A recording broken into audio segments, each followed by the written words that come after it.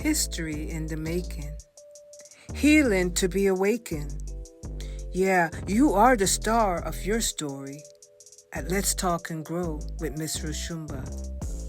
My son is born on a Wednesday. Seen and felt because they are the largest group. And so we got your back. No, we're not perfect. So now you know it's time to grow at Let's Talk and Grow with Miss Roshumba. Let the healing begin.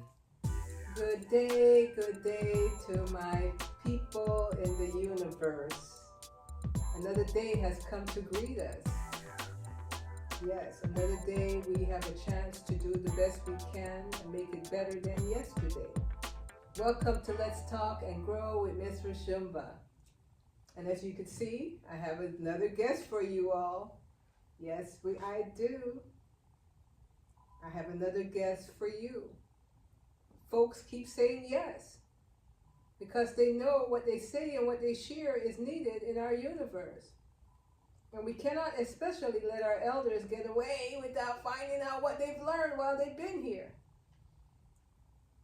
So I must say, I give thanks to our Creator for life, health, and strength.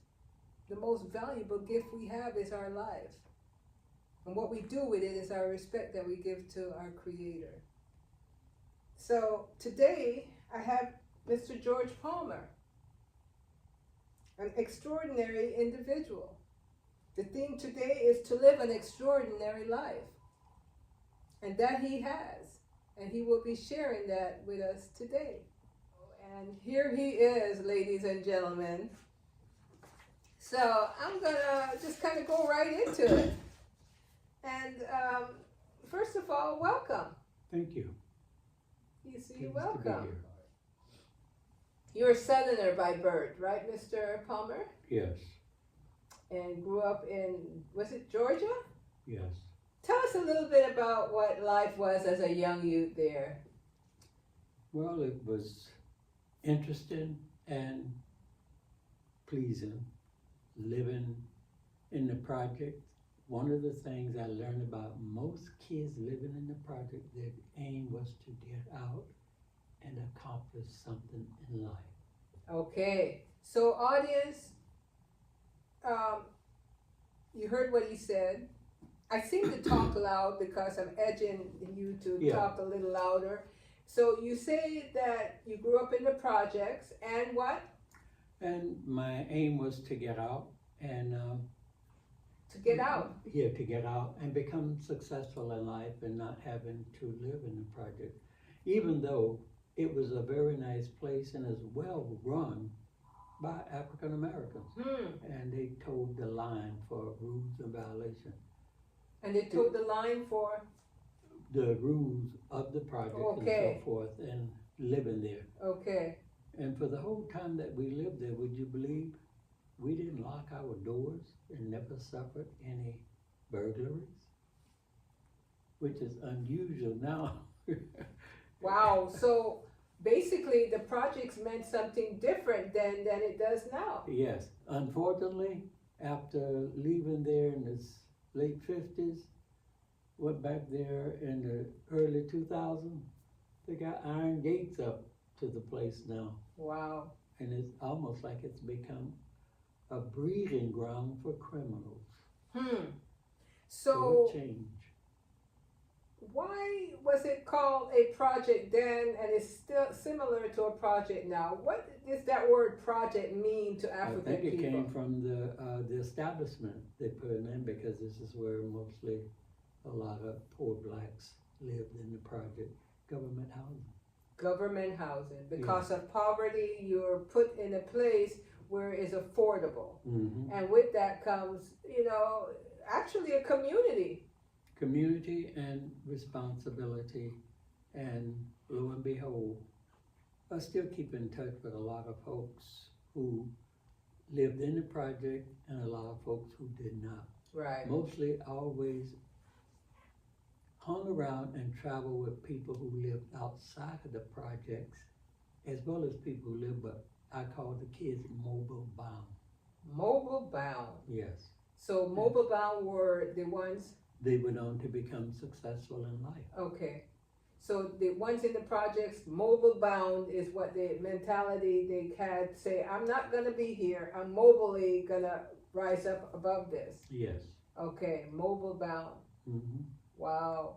So, and that probably wasn't that hard to do back then in the day because, you know, maybe education was being promoted. Education was the number one priority. Education was the number one priority. That they pushed. Wow. Because they realized with the education, you could improve yourself. Yes. And don't blame the establishment for all your problems. Don't blame the establishment for all your problems. Yes. And education was the key. Education was the key. And that came from your family and just the community chant was? Family and friends that I associated with. Okay. But mainly teachers. My 9th grade teacher, you might say, responsible for my success today, pushing me. Your 9th grade teacher? Back in the 50s. So, and that was during segregation. That's right. So you went to an all-black school with all-black teachers? For a while. For a then I while. went to my grandfather, great-grandfather, put me, my 2 sisters through Catholic school. We did not have to pay a dime. We went to the Catholic school. They had all white nuns. Okay. And one of the great things about this, most of the kids, in my class when I graduated, there was only 14 of us. I know where most of us are today, very successful. But each year, academically, we competed with the white kids who lived on the hill. We always scored number 1. Did you hear what he said? Their competition was with the white children on the hill that, you know, privilege got them always the best of everything. Yeah. But yet you all came in number 1. And it was pushed based on what? The idea natural ability or hunger? Well, both. Okay. Because I'll say this, one of the guys who lived in the project in back of us, he lived on Carver Drive. I must admit, the kids, he did not have any looks at all. Okay, he was ugly. I'm kidding. He was not pleasing to the eye. But brains? Number 1. Yeah, our test would always come from the university in Washington, D.C., Catholic University. I'll never forget doing the final exam on math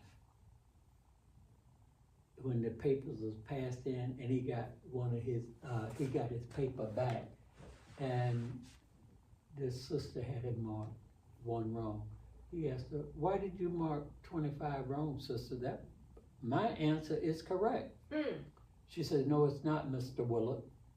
She says, the test book indicated you got it wrong. He said, no, that test book is wrong. He went to the board and worked it out and figured it out.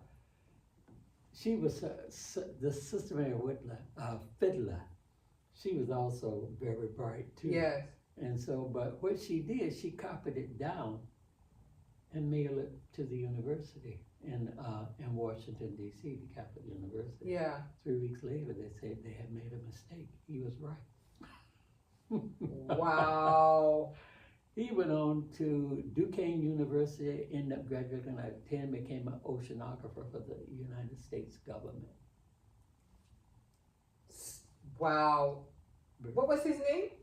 His first name was Willard. I don't remember his last Okay, name. Willard. I think he's still alive because I talked to one of my other classmates.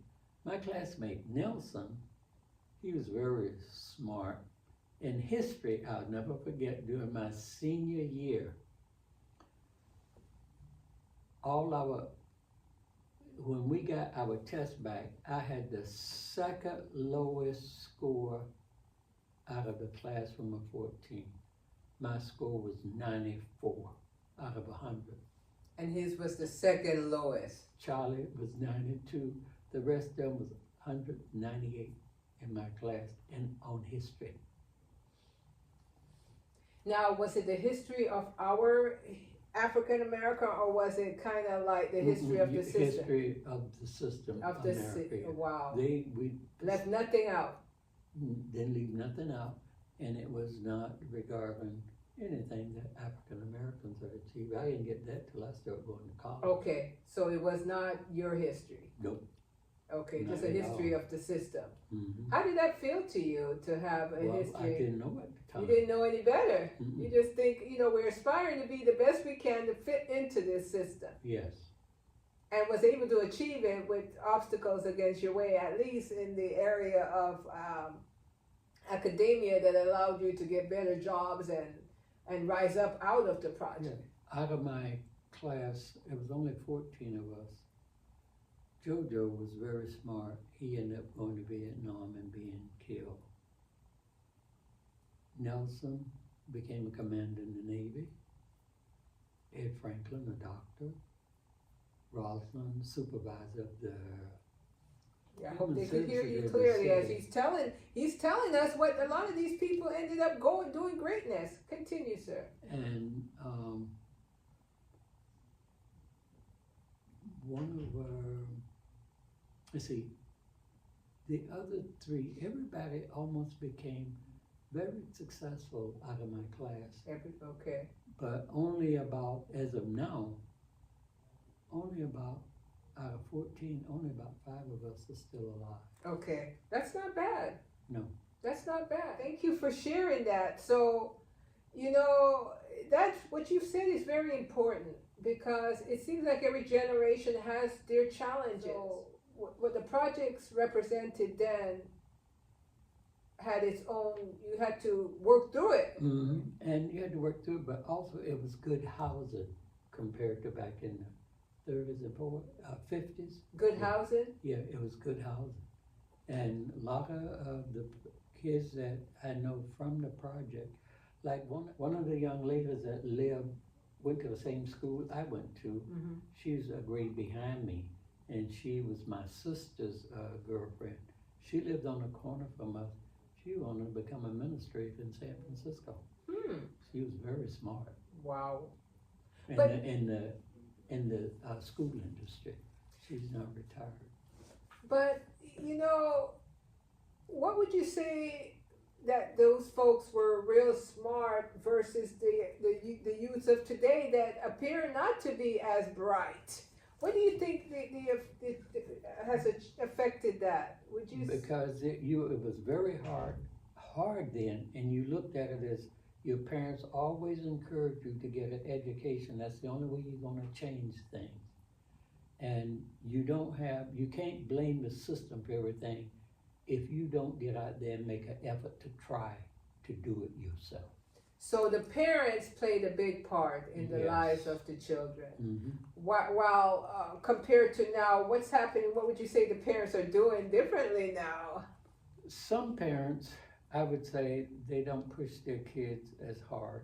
But if you look at, there are quite a few kids now that are doing very well in Okay. this country, and they are becoming very successful. Okay. And but there are still some let's put it this way. If you look at the politicians now in the country, and you look at San Francisco, back in the 50s when I was in San Francisco, Yeah. those good jobs there, like the water department or the park, those things they were kept away from African Americans. Okay. But The what department? especially the water department. War department. Water department. Water, because, okay. Yeah, because San Francisco on Hetchy, they sell water to the peninsula.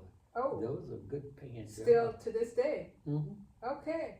They did So those that. are prestigious jobs that everyone. Being supervisors on certain things.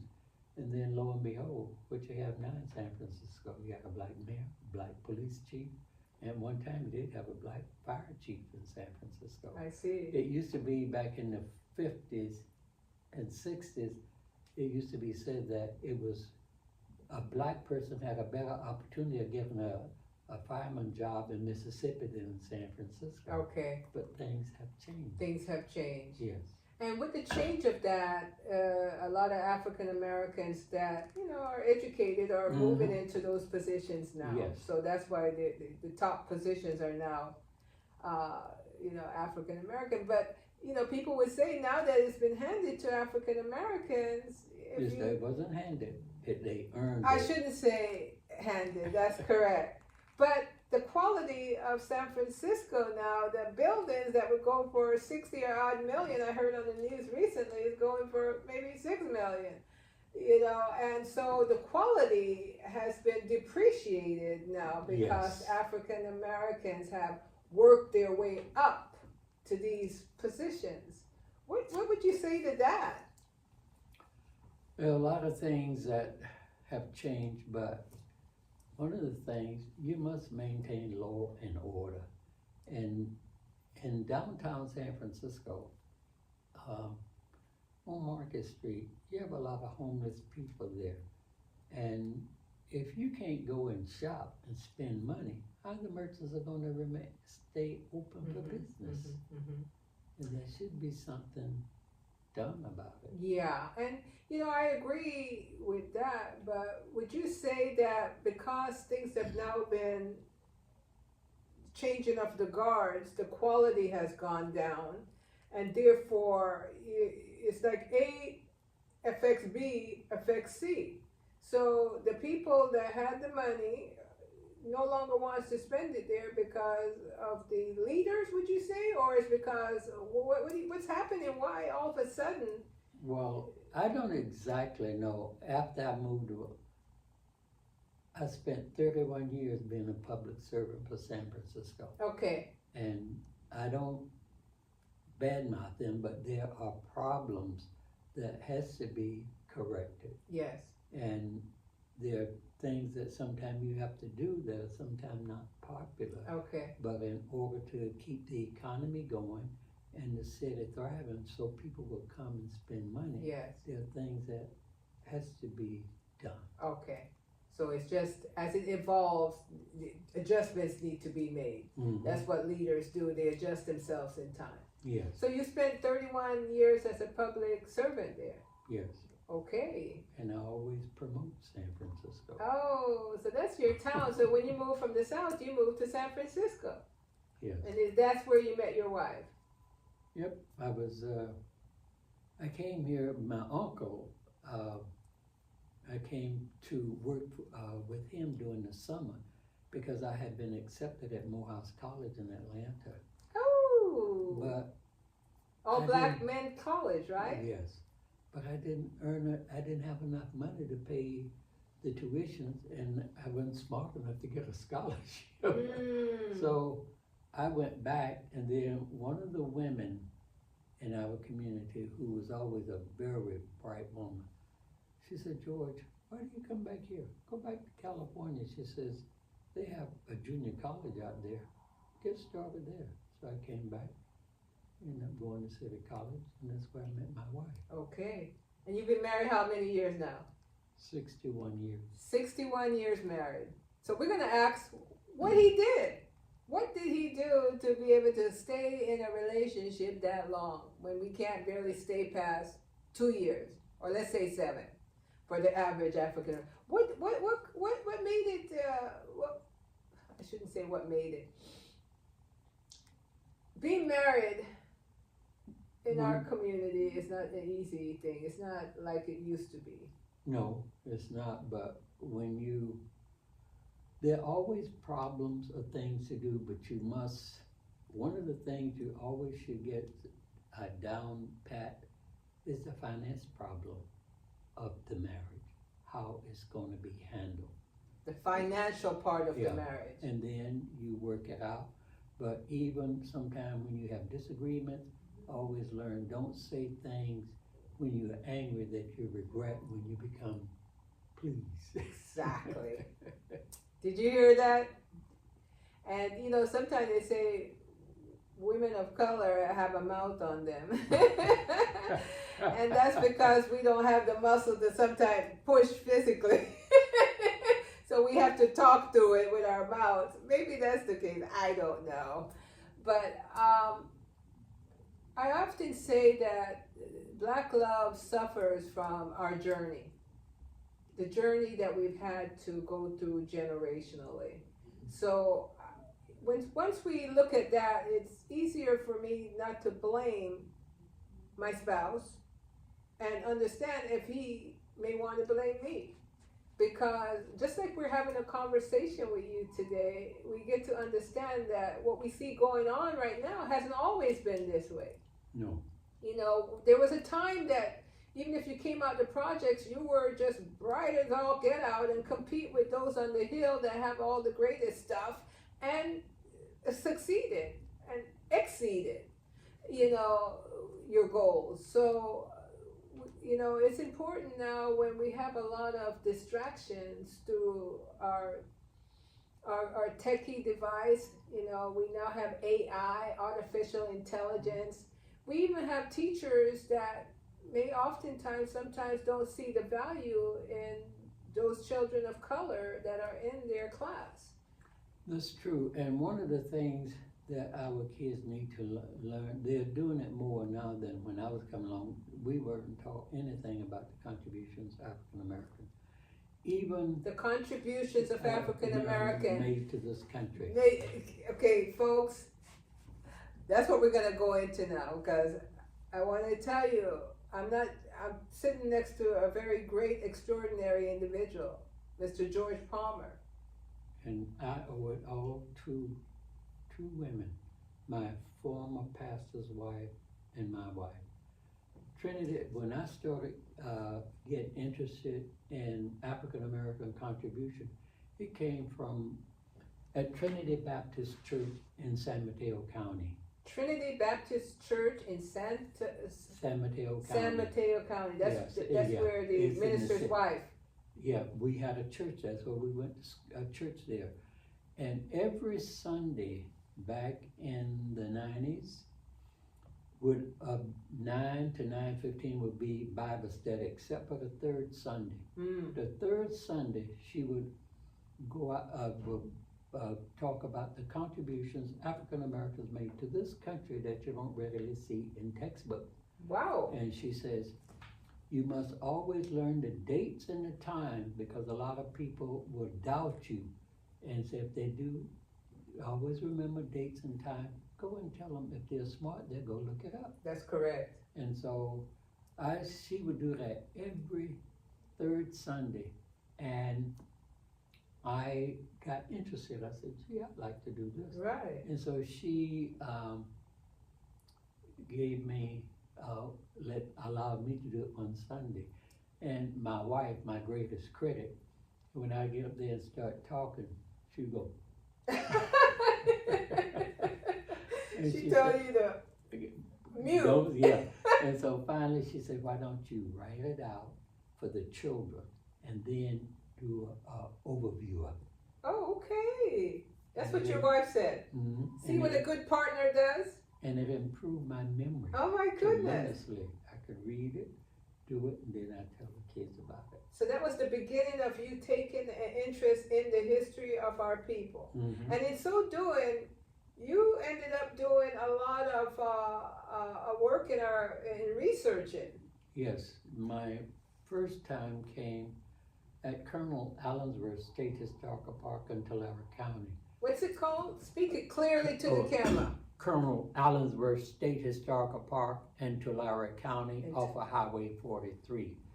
At the turn of the 20th century, it was Allensworth, California, the only town founded, financed, and managed by African Americans in California. It was a very thriving town. 1976, under Governor Ronald Reagan, it took 240 acres of the town and turned it into a state historical park. Today, it looks as though if it did in 1908. Today? Mm-hmm. Whoa. And during the Depression, a lot of African Americans moved away because of the jobs and so forth. Now, most of the town, I think, is occupied by Mexican Americans. Now occupies that town. Mm-hmm. But the park is still run by, It used to be run by a group of African Americans, but mostly now it's run by the state of California State Park. Parks and Recreation. Because a lot of the older folks have passed away, because it's so far away. It's 250 miles one way from here. It's 250 miles away south of Sacramento. Yes. Okay. And so I was a volunteer down there from 1995 to 2018. 18. Yes. And I may add that that's a long time. One of the things, when I was there, my first year there, when you come in to the park from Highway 43, you're on Palmer Road. No relation to me. I did the research. He's a black man that owned a mine in Nevada. 5 black men that helped start this park, but Colonel Allensworth was the main person who the town is named for. After. Yeah. And Colonel Allensworth. Wow. He was born enslaved in Kentucky, April 1842. As a child, he was sold for $1,000. History in the making. And during the Civil War, as you know, there were 15 slave states at the time, but only the 11 rebellion that were against the Union. They did not relieve slavery in Kentucky, Maine, and let me back up and get the 5 states correct. Kentucky, Delaware, Maine, and Missouri, and there's one other. I do all these slave states, but anyway, Lincoln did not free the slaves in those states because they didn't rebel against the Union. So when the soldiers appeared in Kentucky, he escaped behind Union lines and joined the Union Army. Huh. So you're saying Lincoln did not release the slaves in those states? Yeah, in 5 of the 15 states, yeah, because they didn't rebel against the Union. That wasn't done until the 13th Amendment was adopted on December the 18th, 1865. Okay. That outlawed slavery in the country for good. Okay. So he would not work, they would not work with him until he made sure that No, they did work with him, but they didn't relieve the slaves. Slaves are still in that state. When he issued the Emancipation Proclamation in 1862, make it effective January 1863. 1863. Yeah. And the word didn't get circulated till 2 years later, 1865. In Texas. In Texas, okay. Yes. When General Gordon Granger rode into Galveston, freeing the last of the slaves in 1865. In June. Well, he did it in June, but Juneteenth didn't start until June 1866. 1 year after they started it, because that was the end of slavery. And they started Juneteenth to celebrate the end of slavery, even though it didn't occur until 1865 when for Lincoln, emancipation didn't free all of the slaves, only the 13th Amendment, when it was adopted to the Constitution in December 1865.